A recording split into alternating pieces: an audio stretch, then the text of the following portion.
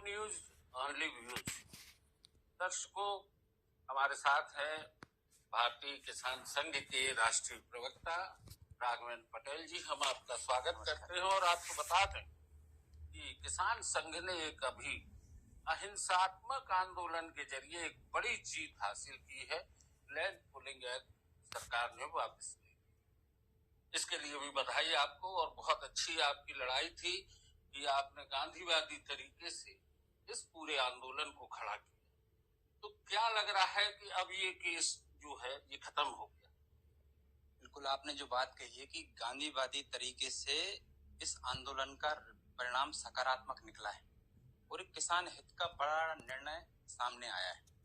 भारतीय किसान संघ की हमेशा ही रीति नीति और कार्य पद्धति रही है कि देश की संपत्तियां हमारी संपत्तियां हैं। यदि हम कोई भी आंदोलन ऐसा करते हैं कि जिससे देश के आम नागरिक परेशान होंगे, संपत्ति का नुकसान होगा, ये हमारी रीति नीति के विरुद्ध होता है। और हम ऐसा कोई भी आंदोलन नहीं करते हैं कि जिससे कि ये दिक्कतें देश के सामने आए और शासकीय संपत्ति, राष्ट्रीय संपत्ति को नुकसान हो।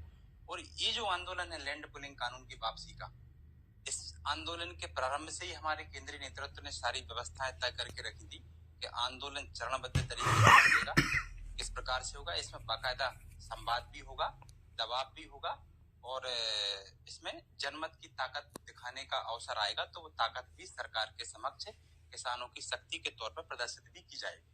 आप लोगों ने ट्रैक्टर आंदोलन, ट्रैक्टर से रैली निकाली, चक्का जाम भी किया, लेकिन किसी तरीके का कोई तोड़फोड़ नहीं हुई। किसी तरीके से कोई ऐसी स्थिति नहीं बनी, अपनी स्थिति की कानून व्यवस्थाएं प्रभावित नहीं हो। लेकिन ठीक है, किसानों के हित की बात इतनी वजनदारी से कहने में इतना समय लगा। देखिए, सरकार से जब कोई आंदोलन होता है, कोई विषय आता है, जैसे कि अभी जो आपका जैसे चर्चा हम लैंड पुलिंग कानून की कर रहे हैं, तो उज्जैन के 17 गांव किसान, मुझे लगता है उन किसानों के मनोस्थिति और उनके मनोबल और जो उनकी संगठित शक्ति थी, उनकी एकता को मैं तो नमन करता हूँ कि सरकार के इतने दमनकारी कार्यों के बावजूद भी वो 17 गांवों के लोग अपने अधिकारों, अपनी जमीन को बचाने के लिए अडिग रहे और एक रहे। और भारतीय किसान संघ से जब उनकी वार्तालाप हुई तो उन्होंने पूरा तरीके से भारतीय किसान संघ के साथ खड़े होने का तय किया। और जो किसान संघ जिस रीति नीति के साथ आंदोलन की प्रक्रिया में जाएगा, वो पूरे समय उस व्यवस्था के साथ वो खड़े रहे। और उनकी ताकत का परिणाम और उसके साथ ही हमारे मध्य प्रदेश के तीनों प्रांत, भारतीय किसान संघ के मालवा प्रांत, मध्य भारत प्रांत और महाकौशल प्रांत, यहाँ का भी जिलों का किसान बिल्कुल तैयार था कि भारतीय किसान संघ की एक कॉल आएगी तो लाखों हजारों किसान उज्जैन की तरफ कूच करने की व्यवस्था और तैयारी हो गई थी। और वो क्रमबद्ध तरीके से चला और सरकार भी जान चुकी थी, उसके इंटेलिजेंस सिस्टम ने भी उसको बता दिया गया था कि सही समय पर सही निर्णय नहीं लिया गया तो एक बड़ा आंदोलन होगा और वो सरकार और उसके लिए अच्छी स्थिति निर्मित नहीं होगी।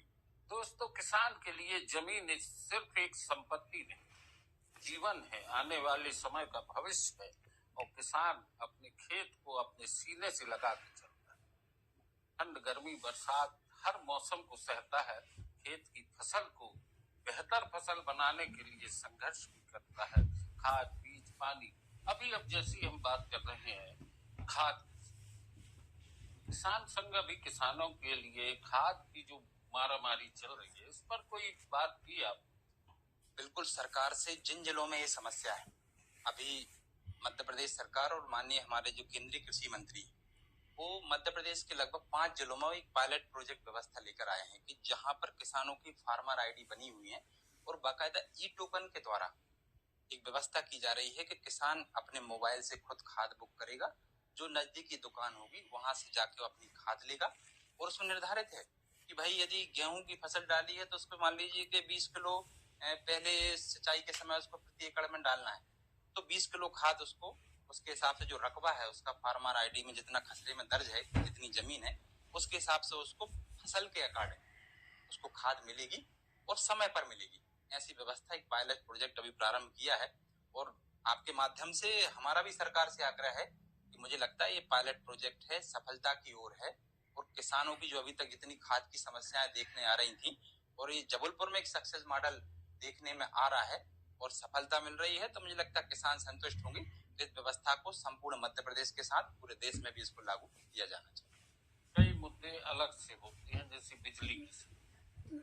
अभी सिंचाई का समय है, किसान को समय पे बिजली नहीं मिलेगी, उच्च गुणवत्ता वाली बिजली ना मिले, मान थ्री फेज चाहिए है उसको, खेत पे पानी देना है, सुबह 5 बजे 4 बजे 10 बजे, ये जो सुबह का टाइम है उसमें वो ठंड में खड़े होकर पानी डालते, और वहां भी बिजली ना मिले तो बड़ी परेशानी।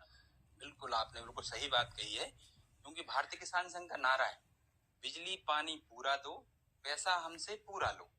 तो हम चाहते भी हैं कि आप समय पर बिजली दीजिए, और किसान को जब बिजली, जब ठंड का समय है, आप देखते हैं कि हम घर में भी हैं तो हमारी हिम्मत नहीं होती है कि हम उठकर पास के कमरे में चले जाएं ठंड के समय।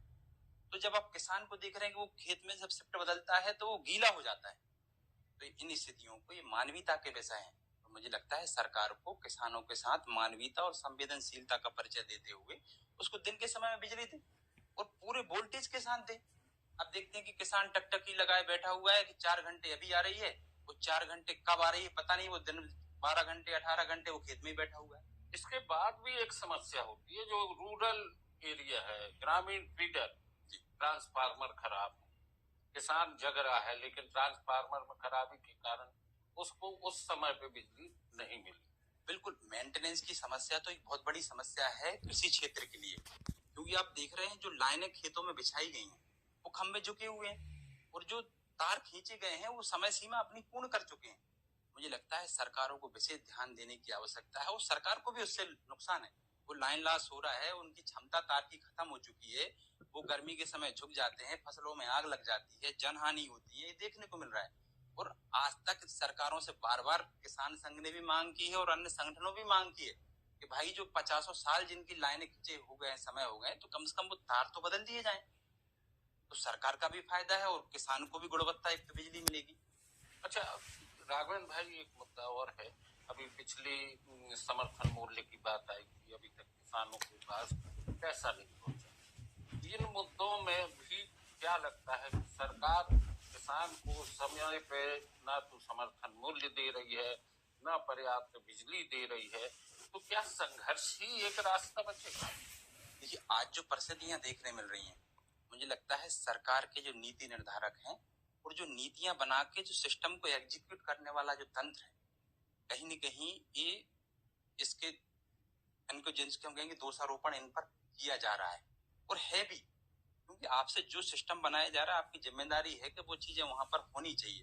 जैसे कि बात आपने एमएसपी की है, कि जब आप देखते हैं कि मिनिमम सपोर्ट प्राइस घोषित किया जाता है किसी भी फसल का, तो सरकारें बड़ी वाहवाही लूटती हैं।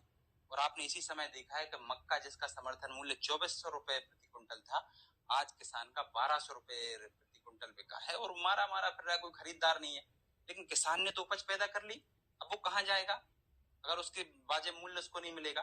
तो मुझे लगता है आपके माध्यम से मैं सरकारों को भी चेतावनी दूंगा कि समर्थन मूल्य में तालियां बजवाने की अपेक्षा मुझे लगता है कि ग्रास रूट पर उनके किसी उपज को, किसान की उपज को विक्रय मूल्य देने की उचित व्यवस्था सरकार को करनी चाहिए। दोस्तों, ये बहुत बड़ी बात है कि सरकार जो घोषणाएं करती है और तालियां बजवा के श्रेय ले लेती है, जमीनी हकीकत उसके जो नुमाइंदे हैं, जिनको इन योजनाओं को किसानों तक पहुंचाना है या आम जनता तक, वे कहीं न कहीं सरकार के बीच में एक ऐसा काम करते हैं कि सरकार की योजनाओं पर सवाल खड़े करवा देते हैं। दोस्तों, नो न्यूज ऑन रिव्यूज पर आज की चर्चा यहीं तक। राघवन भाई, एक बार फिर आपको बहुत बहुत बधाई आप लोगों के किसान संघ की जीत के लिए। और बस एक मुद्दा कि किसानों के हित का हर मुद्दा अगर आप लोग पूरी ईमानदारी से लड़ेंगे तो किसान, इस देश की जो रीढ़ है, भारत किसानों का देश है, तब हम गर्व से कह पाएंगे कि हमारे देश का किसान खुशहाल है। जय जवान जय किसान।